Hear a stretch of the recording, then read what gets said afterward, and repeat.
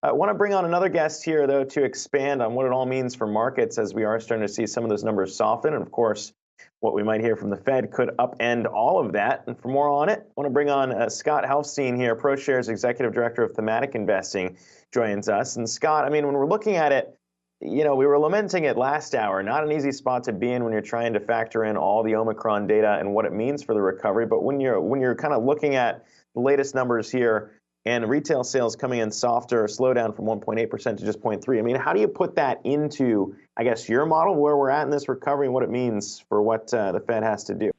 I think people need to take a step back. And while the 0.3% was below the 0.8%, that's on a month-over-month expectation. On a 12-month basis, so we look year over year, retail sales growth were up 18%. And obviously, there's some COVID-related swings in there, as we saw foot traffic, for example, fall off last year, online lift.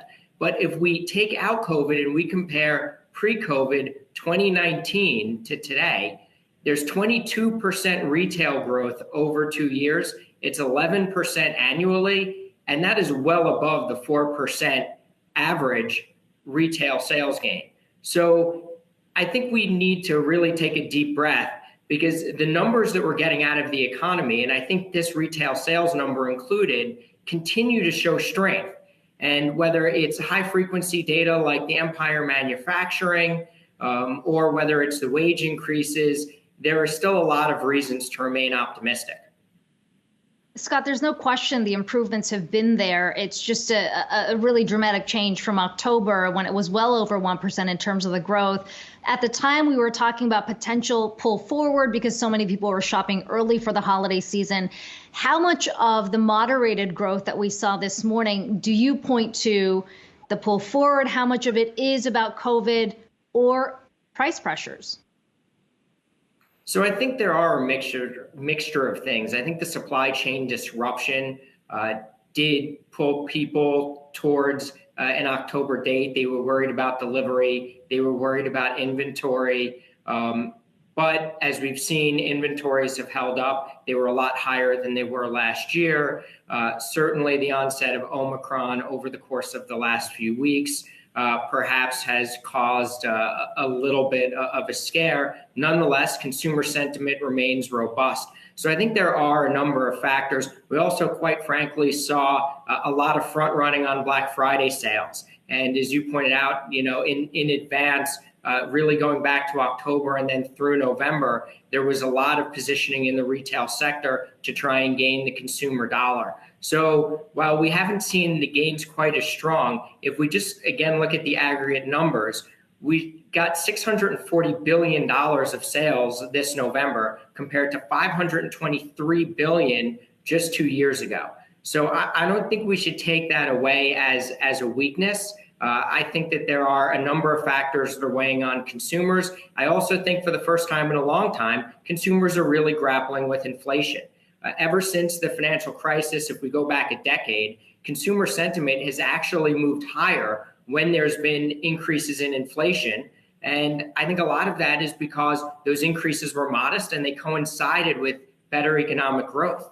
Whereas if we go back to the 1970s and we look from a longer period from 1970 to 2011, consumer sentiment goes down when inflation goes up. So I think for a lot of Americans, we're in a new environment, both from a spending and an investment perspective. Again, I guess when you still look at like the longer run inflation expectations, nothing wildly out of the norm, right? In terms of investors and consumers still thinking that, some of this will be, I don't want to use the word transitory because we're not using that anymore, but will not last as long as maybe some people had feared.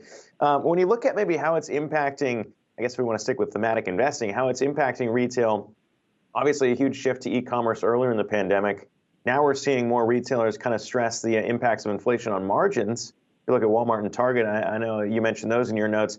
What do you make of that kind of persisting into 2022 and beyond, this shift between brick and mortar and e-commerce, and whether or not e-com can still mainly win? It's been a really wild ride the last 2 years. At the outset of the pandemic, with stay-at-home and store closures, people had no choice but to turn online, and they turned online for things they'd never bought before, like clothes and grocery. We also saw demographics that had not been big online shoppers. For example, baby boomers begin to turn online. And then, of course, we get the introduction of the vaccine, stores begin to reopen, and there's been a wild shift towards brick and mortar this year, particularly with regards to market sentiment. And so we've seen investors sort of flee the e-commerce space, move into brick and mortar. We actually think it's become kind of a perfect storm of the combination of reopening, some fears about inflation, some concerns about China that present a really great opportunity. Because on a long-term basis, e-commerce has generally been growing at about twice the rate of the rest of the retail market. And as this reopening trade kind of plays itself out and reaches an extreme, which is where we think it is, focus can really come back to where that long-term secular growth is. So right now you've got e-commerce selling about 30% off of its peak forward price earnings valuation, so selling at a little bit of a discount. And yet the expectations for earnings on those digital native sellers are still around 14%, or double the S&P. And these are the companies that have dynamic pricing models that can flex to what the inflation environment is. It's very hard for a Walmart and a Target, who, for example, who blamed inflation for some of their margin pressures in the most recent quarter. It's very hard for them to send people through the stores and change the prices every 5 minutes. However, the digital natives, the online players, can have much more flexible pricing systems that can adapt to an inflationary environment, whether it's permanent, whether it's transitory, and they also have lower fixed costs. So we think that there's a lot of good things ahead for the e-commerce space. Yeah, that's an interesting point there, a differentiation between sort of the digital natives and those who are more in a hybrid or environment. Scott Helfstein, ProShares Executive Director of Thematic Investing. Good to talk to you today.